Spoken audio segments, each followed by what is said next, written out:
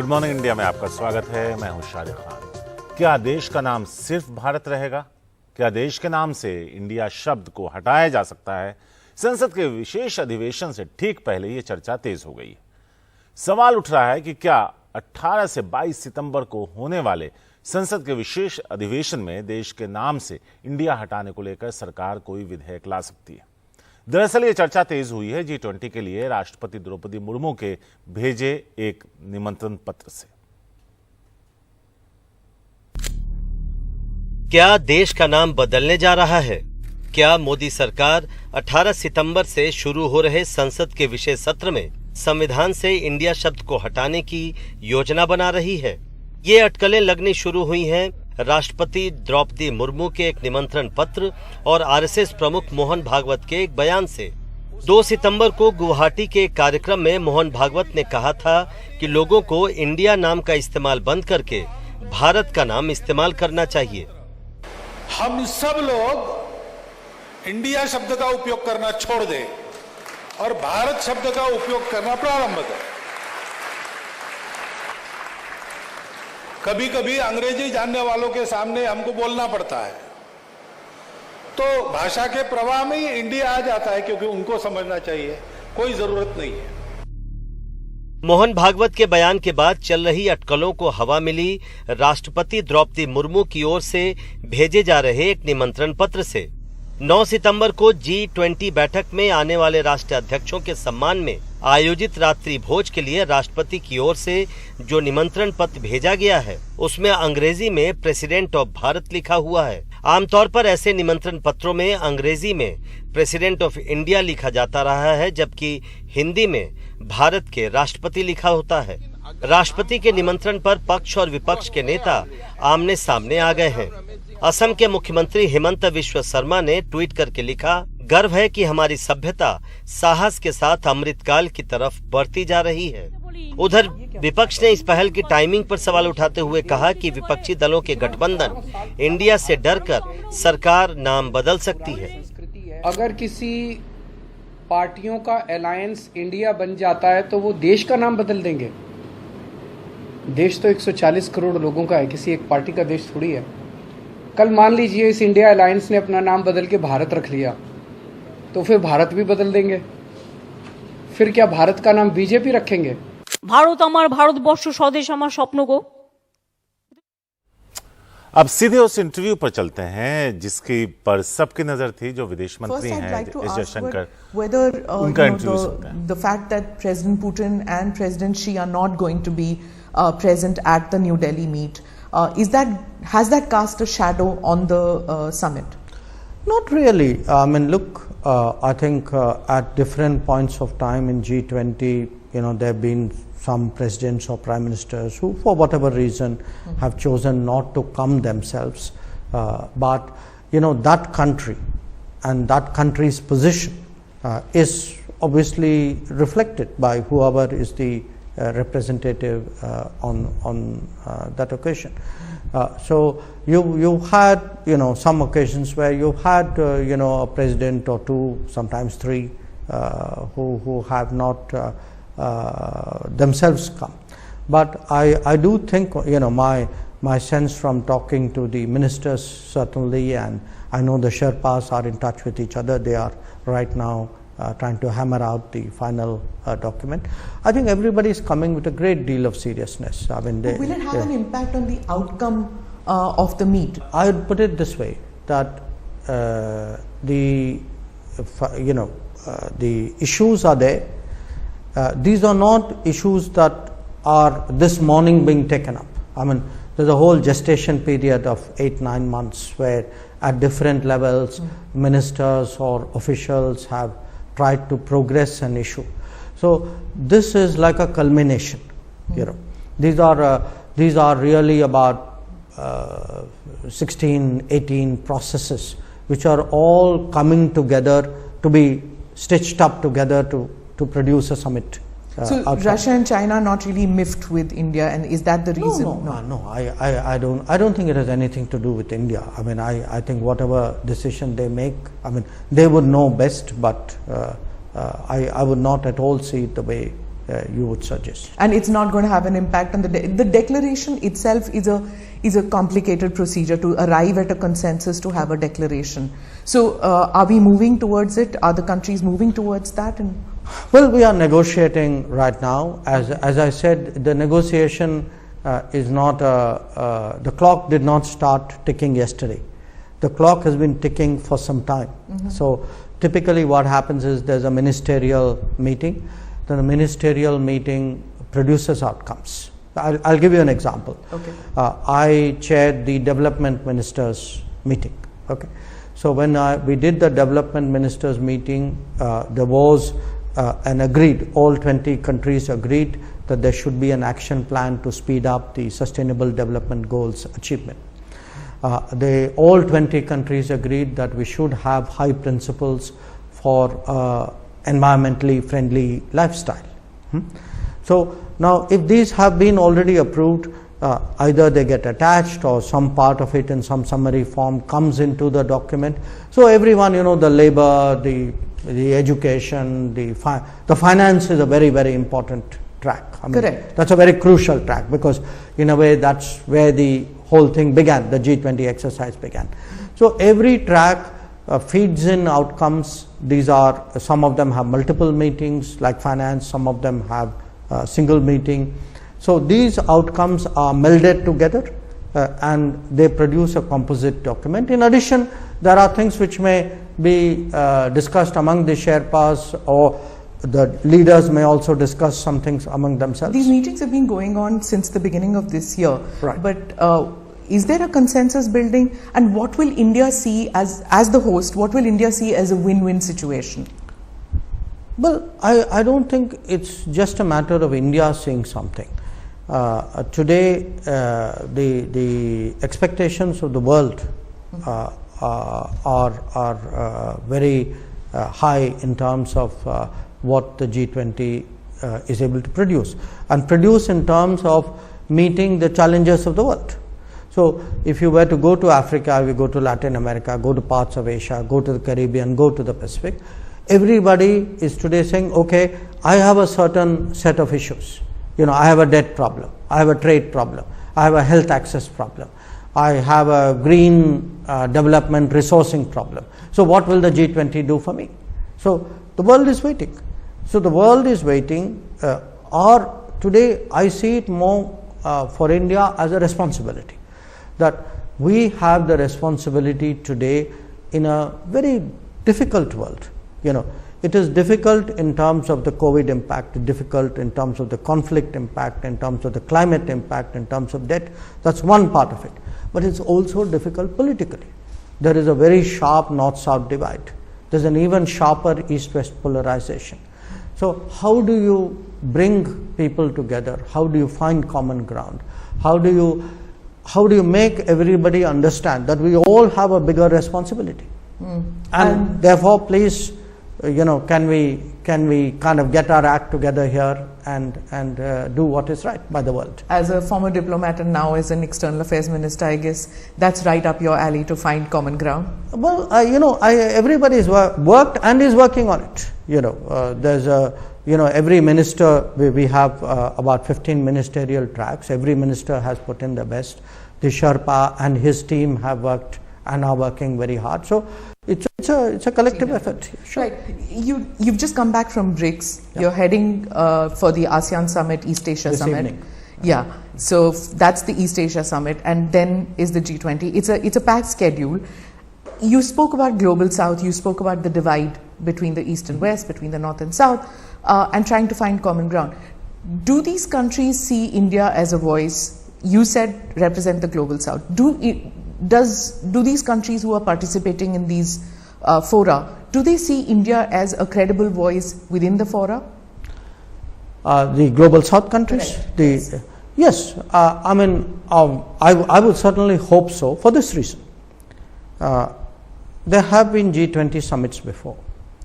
No other G20 presidency made an effort to get together the developing countries who are not on the table and say, please come sit with us, tell us what are your concerns, and we will distill those concerns and place it before the G20. That's a very unique exercise. Nobody has done it before. So if we have taken the trouble, and we meaning here Prime Minister Modi himself, if 125 countries have been consulted, feel today, yes, what we told India has promised us that they will put that issue on the table. I think they have a lot of expectation of India. And as far as the rest of the G20 is concerned, they know that, look, we have always in G20, outside the G20, India has a reputation of being a very constructive player, someone who bridges divides, who kind of somewhere helps to fix problems. So there's a lot of goodwill that we have, and again, I stress to you, I'm confident that every one of the G20 coming to Delhi will understand the responsibility that they bear, will understand today that the other 180 countries of the world are looking to them to set directions, and that they cannot afford to fail them. Do these countries at any point of time feel that India has shifted its position, is leaning more towards the US than it used to? I know I sound like a dinosaur, but let me hark back on the non-aligned movement period when we were considered absolutely, not leaning, and if at all leaning, then more towards the Soviet bloc, the former Soviet bloc. Do they see us leaning more towards the US now? No, I hate to confirm to you that you are being old-fashioned here. That it's really, I think, a very anachronistic way of looking at the world today. I think a lot of countries identify with India as a developing country. A lot of countries identify with India as a democracy. Many identify with India saying, okay, it's a pluralistic country, we see many institutional, cultural similarities. So different people in the world identify with us. But do understand this point. G20 is not the arena for power politics. विदेश मंत्री सारे मुद्दों पर बात कर रहे थे। उन्होंने कहा कि G20 एक बड़ा इवेंट है जिसका हम सब लोग बेसब्री से इंतजार कर रहे थे।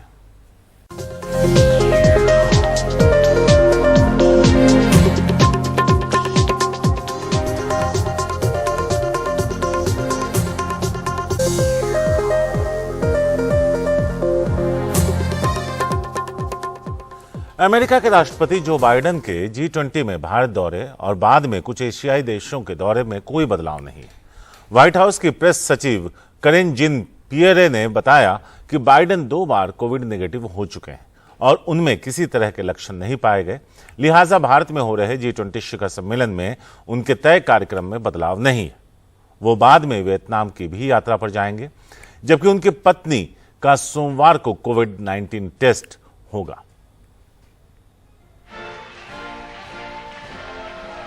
There's no updates to his schedule. That's where we are right now. He tested negative last night. He tested negative today. That's what matters. He's not having any symptoms. Delhi में होने जा रहे G20 समिट को लेकर तैयारियां अपने अंतिम दौर में। सूचना प्रसारण मंत्री अनुराग ठाकुर ने G20 शिखर सम्मेलन से पहले ITPO कॉम्प्लेक्स में अंतर्राष्ट्रीय मीडिया सेंटर की तैयारियों को देखा जाकर। इस मौके पर अनुराग ठाकुर ने कहा कि भारत के लिए ये गौरवशाली पल है जब हम G20 की अध्यक्षता कर रहे हैं। दिल्ली में 78 स्थानों पर UHD और 4K कैमरे लगाए गए हैं। मीडिया सेंटर अंतर्राष्ट्रीय स्तर का बनाने की कोशिश की गई है। इनके नाम गंगा, गोदावरी, यमुना जैसी सभी नदियों के नाम पर रखे गए हैं। प्रेस कॉन्फ्रेंस के लिए 50 से 300 सीटर वाला हॉल बनाया गया। यमुना हो, गंगा हो, गोदावरी हो, ब्रह्मपुत्रा हो, महानदी हो, सभी कावेरी से लेकर अन्य नदियों के ऊपर इनके नाम रखे गए हैं और वर्क स्टेशन बनाए गए हैं। वाईफाई से लेकर ब्रॉडबैंड कनेक्टिविटी वहां पे दी गई है। फिर अगर प्रेस कॉन्फ्रेंस करनी है तो उसके लिए भी 50 सीटर से 100 सीटर, 150 सीटर और 300 सीटर वाला हिमालय, वो भी मीडिया के लिए एक कॉन्फ्रेंस रूम हमने वहां पे बनाया है। अगर आप भोजन का देखेंगे तो इतना बड़ा हॉल कि जहां एक साथ लगभग 2000 लोग बैठ के खाना खा सकें, वो भी सुविधा वहां पर दी है। तो हर वो संभव प्रयास किए हैं जो एक उभरते ऐसी महाशक्ति के रूप में नए भारत की बुलंद तस्वीर आपको इस हॉल से, भारत मंडपम से, इस 123 एकड़ के आईटीपीओ के सेंटर से आपको देखने को मिलेगी कि हर तरह की सुविधाएं देने का प्रयास किया है। तो तैयारियों को लेकर उन्होंने जाकर देखा। उन्होंने कहा कि जिस तरह की सुविधा और व्यवस्था की गई है वो विश्व स्तरीय है।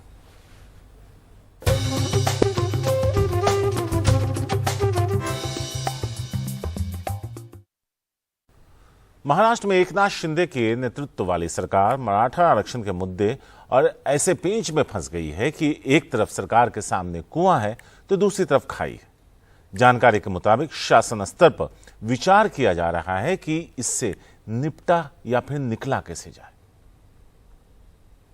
कितने 2-3 राजस्व विभाग में जिन मराठाओं के रिकॉर्ड कुणबी मराठा के तौर पर उनको ओबीसी में आरक्षण देने की खबरें मिल रही है, लेकिन इस हलचल के बाद अब ओबीसी समाज के नेता भी सरकार को आग दिखा रहे हैं।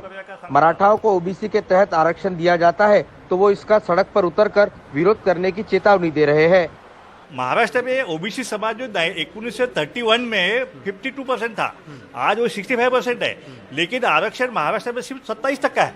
अभी 27% आरक्षण में जो है 400 जमात है और गरीब समाज है, उसको ही आरक्षण कम पड़ रहा है। और अभी यहाँ पे पूरे मराठा समाज को कुणबी करके डिक्लेयर करके सर सकट उनको ओबीसी में समाविष्ट करने का जो षड्यंत्र चल रहा है उसको ओबीसी का विरोध है। महाराष्ट्र में इस समय अनुसूचित जाति के लोग कुल आबादी के 13% है, जबकि अनुसूचित जनजाति के 7% और ओबीसी 19% है, तो विमुक्त जाति 3% है। अधिसूचित आदिवासी बी 2.5%, विशेष पिछड़ा वर्ग 2%, अधिसूचित आदिवासी सी 3.5%, अधिसूचित आदिवासी डी 2% और आर्थिक तौर पर कमजोर वर्ग के लोग 10% है। 10% ईडब्ल्यूएस आरक्षण की वजह से पहले ही महाराष्ट्र में आरक्षण 62% के करीब हो चुका है। एनसीपी प्रमुख शरद पवार ने केंद्र सरकार से संसद में कानून बनाकर 50% की आरक्षण की अधिकतम सीमा को बढ़ाने की मांग की है। सरकार के सामने सबसे पहली प्राथमिकता है मराठा समाज के आंदोलन को रोकने की। शायद इसीलिए फिलहाल वो हर मुमकिन कदम सरकार उठा रही है जिससे कि इस आंदोलन की रफ्तार को कुछ समय के लिए धीमा किया जा सके। हमारे यहाँ जो संविधान की चौकट में जो हम मदद कर सकते हैं, कानून के दायरे में मराठा भाई बहनों के साथ खड़ा रहने के लिए जो हम कर सकते हैं, हम बड़े गंभीरता से करेंगे। और यही बात कल माननीय मुख्यमंत्री जी एकनाथ शिंदे जी, माननीय देवेंद्र जी और माननीय अजीत दादा ने कही है। मराठा समाज को खुश करने के लिए अगर सरकार उन्हें ओबीसी के अंदर का आरक्षण देने का दाव चलती है तो हो सकता है कि चुनाव में अपनी ही वोट बैंक यानी ओबीसी सरकार से नाराज हो सकते हैं। लिहाजा सरकार को हर कदम फूंक कर रखना होगा, नहीं तो चुनाव में इसका खामियाजा भी उठाना पड़ सकता है। कैमरा पर्सन संजय मंडल के साथ मुंबई से रौनक कुकड़े, एनडीटीवी इंडिया के लिए। आपका भरोसेमंद समाचार ग्रुप एनडीटीवी अब मध्य प्रदेश छत्तीसगढ़ के बाद राजस्थान में भी नया चैनल लेकर आया है। नाम है एनडीटीवी राजस्थान। इस चैनल के लॉन्च के मौके पर मौजूद थे राजस्थान के मुख्यमंत्री अशोक गहलोत और राजस्थान में बीजेपी अध्यक्ष सीपी जोशी। दोनों ने ही एनडीटीवी राजस्थान को शुभकामनाएं दी और कई मुद्दों पर अपनी बातें रखी। गहलोत ने दोबारा सरकार बनाने का दावा किया, पीएम मोदी को चुनौती दी, तो सीपी जोशी ने उनकी चुनौती को हवाई बताया।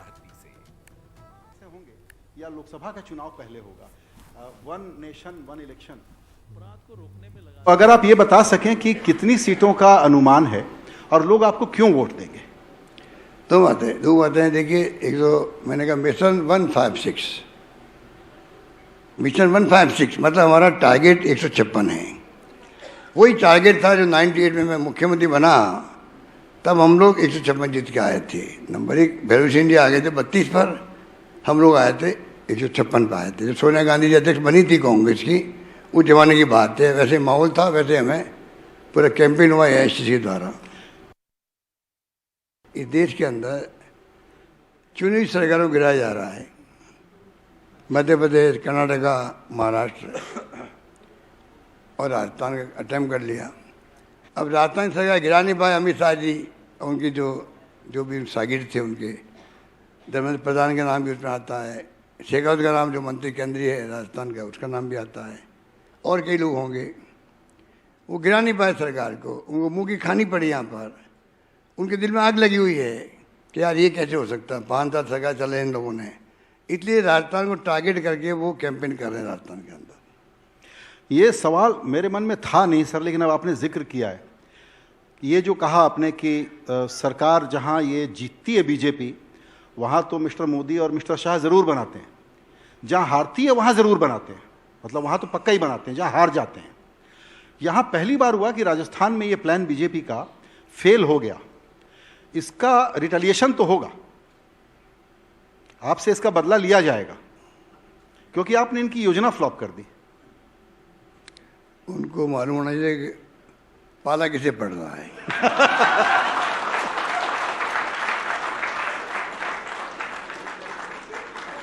बहुत सारे लोग चौंके हुए हैं कि आपका इतना शांत, सौम्य, मृदु स्वभाव, ये जो आपने कहा कि पाला किससे पड़ा है, ये एग्रेशन कहां से आता है? दिल से आता है। जब आप सच्चाई पे हो, सच्चाई पे जो जिंदगी, कोई व्यक्ति जिंदगी में सच्चाई पे चलता है ना, तो एग्रेशन भी आता है और सब कुछ संभव होता है कामयाब होना। आपसे यही प्रश्न पूछना चाहेंगे। आपसे कुछ देर पहले यहाँ पर मुख्यमंत्री अशोक गहलोत थे, वो ये कह रहे हैं कि बीजेपी को ये पता ही नहीं है कि उनका पाला किससे पड़ा है। 156 सीटें हम कम से कम यहाँ लेकर के आएंगे, और 56 पर उन्होंने खास तौर से जोर दिया है। क्यों दिया ये भी आप जानते हैं। देखिए, अशोक गहलोत जी बहुत अनुभवी नेता हैं, तीसरी बार मुख्यमंत्री हैं, लेकिन उनको ध्यान में रखना चाहिए कि 2000 पिछले चुनाव में जब मुख्यमंत्री बने थे, वो दूसरी बार, और उस समय भी कहा था कि मैं रेगुलर तीसरी बार मुख्यमंत्री बनूंगा। उस समय मात्र 21 सीटें आई थी, और जिस प्रकार से अभी इस टेन्योर में उनका कालखंड रहा है, भ्रष्टाचार के सारे रिकॉर्ड तोड़ दिए। आपने सरकार में आने के बाद अच्छा होता, बिजली के बारे में जो कहा कि हम 5 वर्ष तक पैसा नहीं बढ़ाएंगे, आपने 18 बार बिजली के दाम बढ़ा दिए, और अब आप कह रहे हो हम मुफ्त में बिजली देंगे, आप जब 10 घंटे बिजली नहीं आ रही है। बिजली के बिल में करंट है, तारों में करंट नहीं है। आप कितने नंबर हैं? मैं दावे के साथ कह सकता हूं कि जिस प्रकार का राजस्थान का जनता का अपार समर्थन और विश्वास मिल रहा है, अब तक का सबसे बड़ा बहुमत भारतीय जनता पार्टी को इस बार।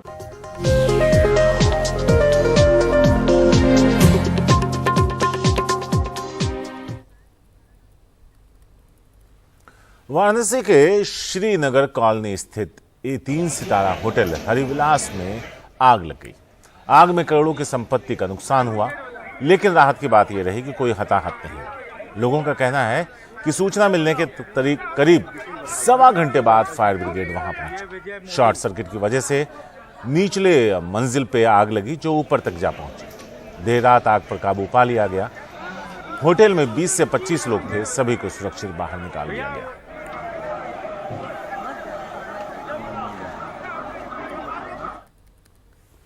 मथुरा वृंदावन के साथ पूरी दुनिया में कृष्ण जन्माष्टमी की तैयारियां हो रही हैं। पूरे मथुरा को रंग बिरंगे लाइटों से सजाया गया है। दुनिया भर के भक्तों के पहुंचने का सिलसिला जारी है। ऐसे में किस तरह से सुरक्षा के साथ साथ G20 के मेहमानों के लिए इंतजाम किए गए हैं, देखिए इस रिपोर्ट में।